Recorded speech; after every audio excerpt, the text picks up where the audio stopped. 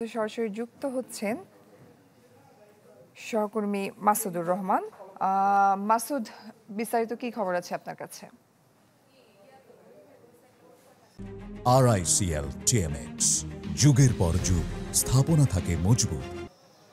আসলে যে মামলাকে কেন্দ্র করে এসকে সিনহার সাথে সাবেক প্রধানমন্ত্রী শেখ হাসিনার সম্পর্কের অবনতি হয়েছিল এবং যে মামলাকে কেন্দ্র করে এসকে সিনহাকে দেশ ছাড়তে বাধ্য করা হয়, সেই মামলার যে বিষয়টি ছিল যে আসলে বিচারকদের শৃঙ্খলাবিধিতে এসকে সিনহা বলেছিলেন যেন নিয়ন্ত্রণ সুপ্রিম কোর্টের হাতে থাকে, কিন্তু তৎকালীন আইনমন্ত্রী প্রেশার দিয়ে তাকে সেটি করতে বাধ্য করতে বলেছিলেন আইন মন্ত্রণালয়ের অধীনে যেন নিম্ন আদালতের সারা দেশের বিচারকদের নিয়ন্ত্রণ থাকে। সেটির যে একটি ইঁদুর বিলাল খেলা ছিল তখনকার সরকার এবং সুপ্রিম কোর্টের, সেটি কিন্তু তখন এসকে সিনহাকে বিদায়ের পর সাবেক ভারপ্রাপ্ত প্রধান বিচারপতি আব্দুল ওহাব মিয়াকে দিয়ে গ্রহণ করানো হয়, যেটির নিয়ন্ত্রণ চলে যায় আইন মন্ত্রণালয়ের হাতে।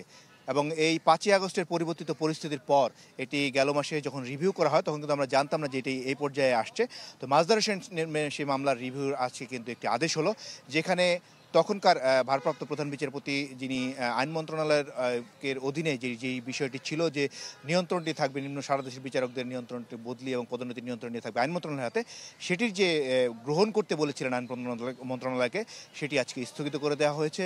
একই সাথে লিভ দেওয়া হয়েছে এবং বলা হয়েছে এই মামলাকে কেন্দ্র করে সংবিধানের 116 অনুচ্ছেদের যে রুল শুনানি হচ্ছে সেটি থাকবে কি থাকবে না, সেটিতে যে রুল শুনানির ক্ষেত্রে এটি যে একটি বাধা হয়েছিল, সেই বাধাটি আপিল বিভাগ আজকে দূর করে দেন। এবং নিঃসন্দেহে 1999 সালে মাজদার হোসেন মামলার, যেটি বাংলাদেশের সবচেয়ে আলোচিত মামলা বলা হয়, যে সবসময় চর্চা করা হয় মাজদার হোসেন মামলার রায়টিকে, সেই মামলাটির যে এতদিন পরে একটি রিভিউ হয়েছে এবং এই রিভিউয়ের পরে আজকে যে একটি আদেশ হলো, নিঃসন্দেহে এর পরবর্তীতে নিম্ন আদালতের বিচারকদের যে নিয়ন্ত্রণ যে সুপ্রিম কোর্টের হাতে আসার যে বিষয়টি 116 অনুচ্ছেদের মাধ্যমে, সেটির কিন্তু পথ অনেকটাই দূর হলো।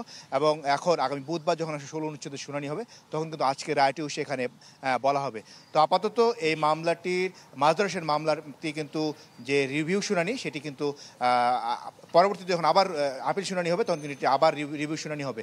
তো এখন 116 অনুচ্ছেদের যখন হাইকোর্ট স্ট্রাইক ডাউন করবে অথবা রাখবে কি রাখবে না, সেটির বিষয়ে পরবর্তীতে কিন্তু আরেকটি সিদ্ধান্ত নেওয়া হবে। ধন্যবাদ মাসুদ আপনাকে।